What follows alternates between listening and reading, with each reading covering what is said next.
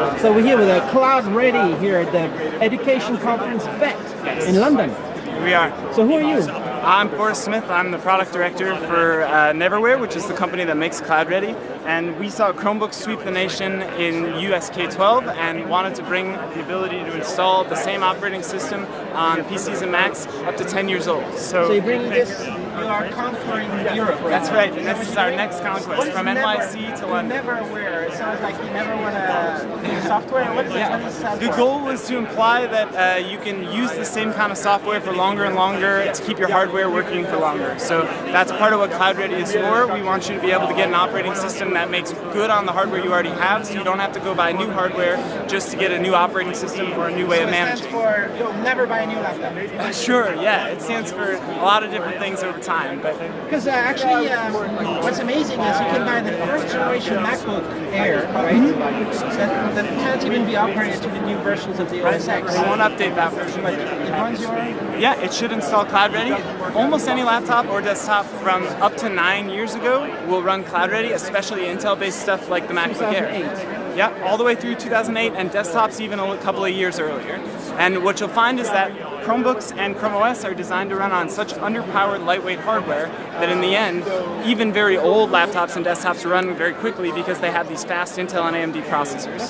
How old is this one? This is a Dell Inspiron. This is only about 3 years old. It's one that we used to use in-house. Yeah, it is brand new. But usually Intel suggests people buy a new one already at 3 years. Yep. They slow it down with Meltdown Exactly. and with other stuff, right? They ship a couple of bugs and they start to tell you that you need a new version, and they start to ask you whether or not you want to take the time to install Windows updates, which can also slow down a machine or cause issues that you don't anticipate.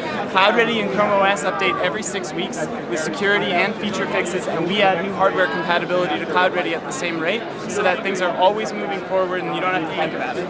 So it was like everybody knew it, that for example Apple was slowing down the iPhone, but it was like proven recently, and Apple was like shamed in public. Does Intel do the same, like slow down because they want to protect their old batteries or something? You know, I have no idea. My guess would be that it's so hard to update the firmware or the operating system on Windows machines until recently that they wouldn't have the option to. Most people install Windows XP or 7 and just leave it there for as long as they can without touching it. Part of what this operating system and other things like Chrome OS are about is making sure that updates become automatic and always on. So you get the full Chromium OS access, like it's the open source version. It's the full Chrome OS, right? I mean, it has all the latest stuff that Google does in their Chrome OS. It's in Chromium also. We run about 6 weeks behind Google in order to maintain stability and keep our changes stable and persistent. Otherwise, it's the entire Chromium OS open source project base. It's important to note that that doesn't include the Android app capabilities, which are not open source yet, but do exist on some Chromebooks. Why is it not open source yet? I don't know. What are they waiting for? I'm not sure, but they're not developing in the open. Otherwise, the Chromium OS project and the Chromium browser are in the open, and that's the experience that you get on these devices. Flash is okay?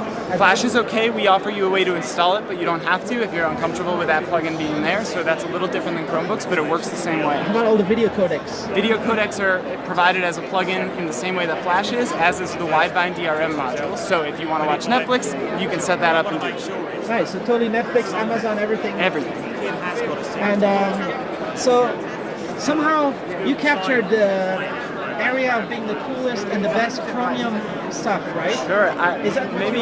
There's not too many different options. There are a couple people who were just as a solo side project providing Chromium, and about 3 years ago, 3.5, when we started developing this, we saw the need for something that would integrate with Google Management because the security and management of this platform is really powerful for schools. That's why we're at BET. And that's really where we've made our stand, as being something that allows you to manage these just like Chromebooks. At one point, a few years ago, I forgot the name, something Hackster or something, some kind of firmware. Yeah, Hexer. For USB dongle to install the Chromium from that. So you just make it better and smoother than any. Yeah, Google doesn't do that on Chromium.org. No, Google does not. Their team doesn't have the stated intent of providing compatibility with generally non-Chromebook hardware.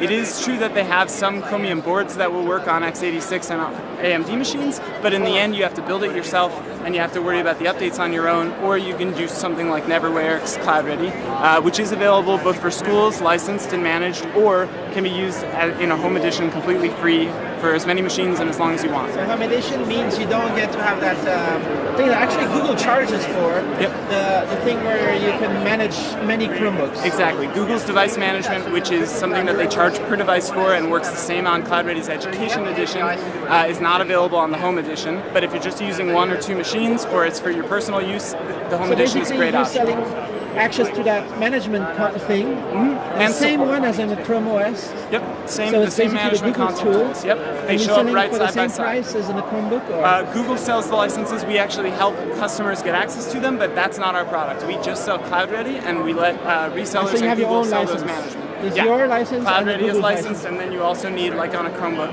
a management How much is your license? Our license comes in a couple different options. It's all in US dollars right now, but you can purchase it for $15 per device per year, or $59 on a one-time fee per device. We also have a district-wide site license option for $1 per student. If you'd like to convert a lot of machines, that tends to be our most cost-effective option. So, so we're right here at the Google booth. So you're speaking with them a lot, but I'm just thinking, what's it called? The Google console thing? The Google Admin Console. Google Admin, the Chrome OS admin thing. Mm-hmm. They should partner with you. That people just pay that price, and you get half of the money or whatever. And Google doesn't need that money. I've tried to talk to them about those things. They're all very interested, but it's a big company and they move a little slower than us little guys. So it's just bits on the server. It's already, they can just, That sounds true. But what we like to point out is the cost of managing other devices and other platforms tends to even far exceed what Google is asking and what Neverware is asking. So the best place to start is to start going more cost effective, and over time we've partnered with Google. They're now our largest investor. We hope to make advancements in the partnership to make it easier for people to choose this platform. So people search the Cloud Ready, they go on Neverware website, and there's a thing where people can click and check what models are supported. Yeah, we have supported models. But actually you support much more than those models right there. So at which point do you list it? Any machine that we have in-house that our QA team looks at and maintains compatibility from update to update every 6 weeks, we list on our official supported list, but hundreds of other models work, and we add more all the time. So it's important to just give it a try. With the Home Edition, you can even boot off a USB stick so that you never have to worry about erasing data until you're sure you're ready. Do you have a system in your office where you can automatically update the model and stuff? We automatically update things on our QA team, but the Chrome OS update is so easy that that's what we use. So we let the updates happen automatically just on a side server. We also do a lot of automated testing to make it simpler, but in the end, good old-fashioned human hands make the difference, and that's what we spend a lot of time doing. So does it run great on a 2 GB RAM or even 1?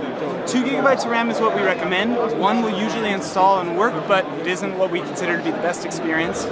Anything with 2 gigabytes of RAM, and that's Intel or AMD processors in the last 9 years, should run just fine and will usually install perfectly. So I would recommend people go on, for example, this is completely separate. So right here, people should go on on the Gumtree website in the UK.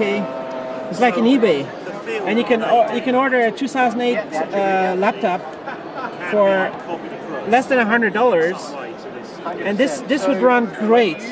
And it it's $100. The R61 on there for $100 or 60 pounds is an officially certified model. So that's just an example of the 250 different models you can get with a guarantee that Cloud Ready will work, and there are tons of others on there. And actually, the performance is not too bad compared to like a modern cheap Chromebook. Yep, because they put Pentium and Celeron processors and all of those. So even these Core Duos and Core 2 Duo processors from 8-9 years back tend to be pretty fast and have a lot of horsepower. Probably a little bit noisier with their cooling. Yep, the fans are loud and the batteries are a little shorter, but otherwise you get a great experience. So this one I just went on Amazon, and I bought a 6-cell battery for like 10 pounds.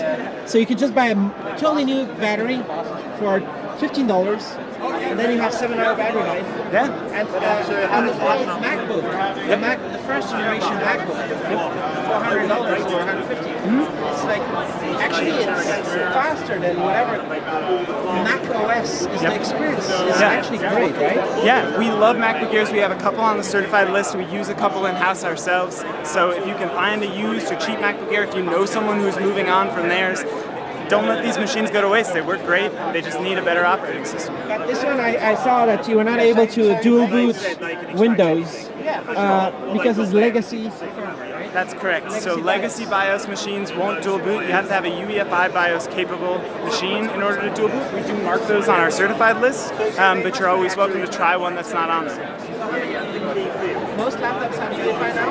Everything made in, say, the last 5-6 years will have UEFI, and a few machines older than that will have kind of experimental or early versions of UEFI, some of which will. Why can we support you? Because Ubuntu and Fedora and stuff, they let people dual boot, even legacy BIOS. Why don't you support that? So Chromium OS is built to make updates as simple and scalable and rapid as possible, and that means it has 12 partitions by default. So in order to have a 12 partition system and then add Windows to it, you have to be able to support large numbers of partitions, and that rules out a lot of legacy BIOS systems in the implementations we are looking at. So to provide a consistent dual boot experience, we chose UEFI. So it's for having automatic updates, security updates, exactly. Meltdown security fix. Yes. What was like Yeah, we've started rolling out as many of the Meltdown and Spectre fixes that we've seen as stable. We continue to look for both Linux kernel and Google side OS and browser fixes that will help mitigate that risk. And because of the architecture of the OS, we expect to be able to ship them faster than anybody else. Did you run an Octane benchmark before and after the update?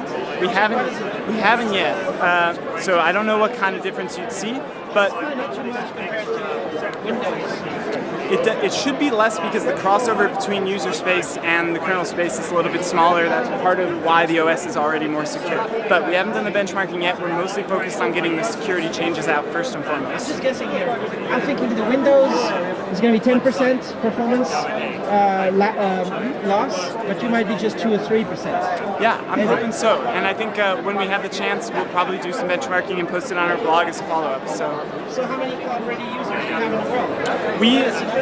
No, it's not a secret. We support about 110,000 individual student seats in the US and around the world, mostly in the US right now. We also have, in terms of our free version, over 500,000 unique machines that have powered on Cloud Ready at some point in the last 2.5 years. So yeah, we're always excited to see more people using it. Even if you're just going to check it out for a day, it's worth taking a look at so that you know it's out there. You said what's your role? What's your job? I'm the director of product here. So I'm not the founder, but I've been working with the Cloud Ready team, kind of connecting engineering to what people want and helping make sure everything goes. We don't have a CTO, but I work closely with our director of engineering, and we're always out there talking to people and working with our team. I would say that the hardest thing that we run into is the fact that there are a lot of different variations of hardware out there, and there's a big distance between folks who want to use the oldest possible hardware and some folks who want to use the newest possible hardware. Enthusiasts tend to be either very interested in ancient kit or very interested in the newest thing they can find, and those tend to be different. But we've worked hard to do a little bit of both, and we're continuing to try. Any chance you can sell second-hand laptops as a business model? We're based in New York City where there's not a lot of space, so we probably will not get into the business of boxes moving out of our space. But we would love to work with a reseller. Sure. Just buy up all the old MacBooks on eBay. Sure. Just buy them all. Send it back out. And then send them out with Cloud Ready and make $100 each. Yeah, well, Chromebooks are pretty expensive, so you'd have to convince everyone that a brand new Chromebook is not what they need. I think we maybe need to wrap up. I've got